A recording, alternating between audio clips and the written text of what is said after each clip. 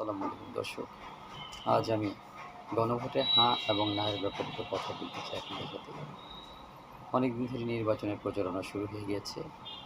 বিভিন্ন দলের প্রধানরা এবং দলের প্রার্থীসহ অন্যরাও নির্বাচনের ব্যাপারে তাদের যুক্তিতর্ক এবং আহ্বান জানিয়ে যাচ্ছে তাদের পক্ষে নিজেদের এবং জনগণের ভোট পাওয়ার জন্য। যাই হোক, রাজনীতিতে আমরা দেখেছি ইতিমধ্যে এনসিপি, জামায়াত ইসলামী এবং অন্যান্য দল হায়ের পক্ষে প্রকাশ্যে অবস্থান নিয়ে তারা আহ্বান জানাচ্ছিল যে হায়ের ভোট দেওয়ার জন্য।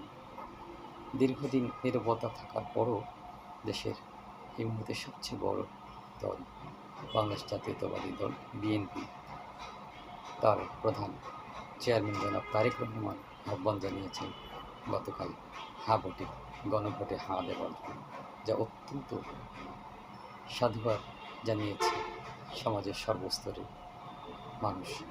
আমি ব্যক্তিগতভাবেও তাকে কৃতজ্ঞতা জানাচ্ছি তার স্পষ্ট অবস্থানের জন্য।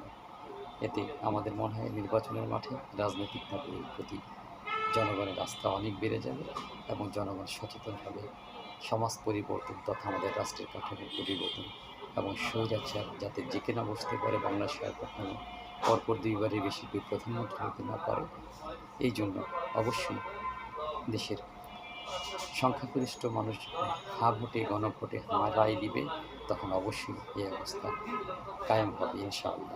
জাতি এক নতুন উষালগ্নে আছে। জাতির নিশ্চয়ই এটি একটি ধনাত্মক দিক আমাদের সবার জন্য এবং সুখের ব্যাপার। ইনশাল্লাহ আমরা সবাই ভোটের দিন 12ই ফেব্রুয়ারি নির্বাচনের দিন আমরা গণভোটে হাঁ দিব। আর প্রতীক দেখে নয়, যাকে খুশি তাকে ভোট দিব।